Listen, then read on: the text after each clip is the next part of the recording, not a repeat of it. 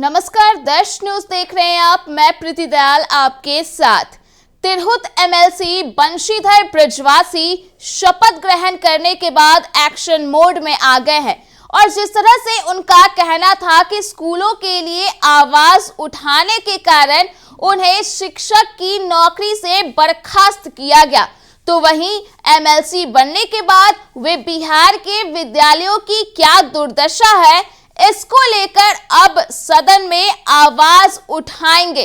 बता दें कि बंशीधर बृजवासी अब एक्शन मोड में आ गए हैं और बैठक में शामिल होते ही स्कूल का मुद्दा ही उन्होंने उठा दिया है।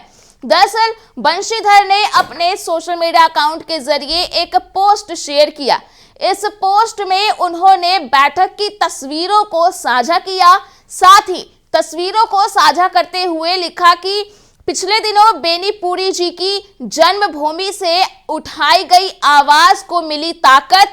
मुजफ्फरपुर के सभी भवनहीन विद्यालयों के भवन निर्माण की दिशा में जिला प्रशासन ने शुरू की पहल। आगे ये भी लिखा कि केंद्रीय जल शक्ति राज्य मंत्री माननीय डॉक्टर राजभूषण चौधरी जी की अध्यक्षता में जिला समाहरणालय मुजफ्फरपुर में आयोजित जिला विकास समन्वय और निगरानी समिति की बैठक में भाग लेने का मौका मिला।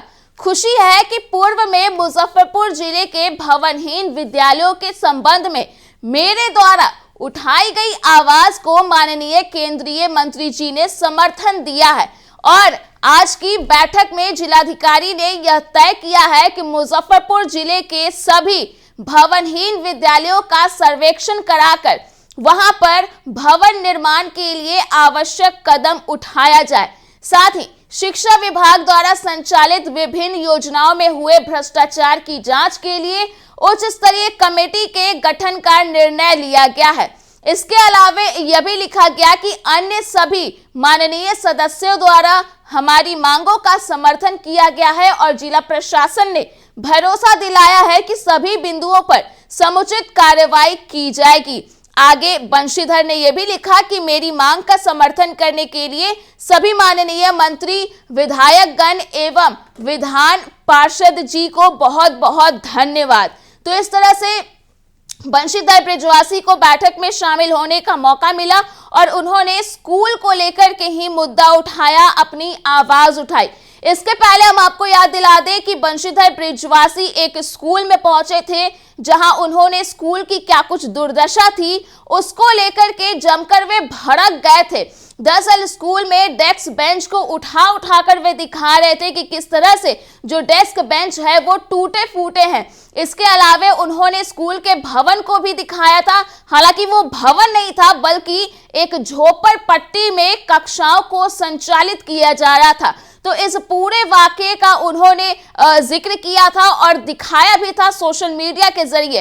बता दें कि इस दौरान उन्होंने भड़कते हुए मुख्यमंत्री नीतीश कुमार की आंखें खोलने की बात कही, तो वहीं दूसरी ओर शिक्षा विभाग के एसीएस पर भड़के भी।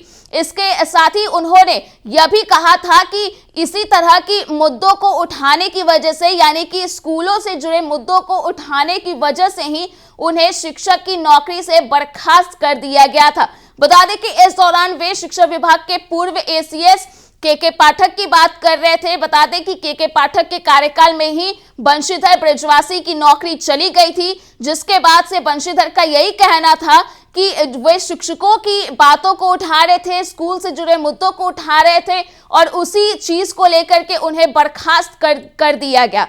तो वहीं अब जब वे एमएलसी बन गए हैं तो उन्होंने साफ तौर पर यह कह दिया था कि अब एमएलसी बनने के बाद वे कहीं और नहीं बल्कि सीधे सदन में स्कूलों से जुड़े मुद्दे को, शिक्षकों से जुड़े मुद्दे को उठाएंगे। ऐसे में जब उन्हें बैठक में शामिल होने का मौका मिला तो उन्होंने सीधे सीधे भवन निर्माण को लेकर के ही, यानी कि स्कूलों के भवन निर्माण का मुद्दा उठाया और उन्हें आश्वासन भी दिया गया है। इसके साथ ही साथ स्कूलों में भ्रष्टाचार को लेकर के जिस तरह से मामले सामने आते हैं तो उसमें जांच का भी आश्वासन दिया गया है। तो ऐसे में देखना दिलचस्प होगा कि जिस तरह से मांग की गई बंशीधर बृजवासी की ओर से और उन्हें आश्वासन भी दिया गया है, तो आखिरकार कब तक पूरा काम हो पाता है। तो फिलहाल के लिए इस खबर में इतना ही।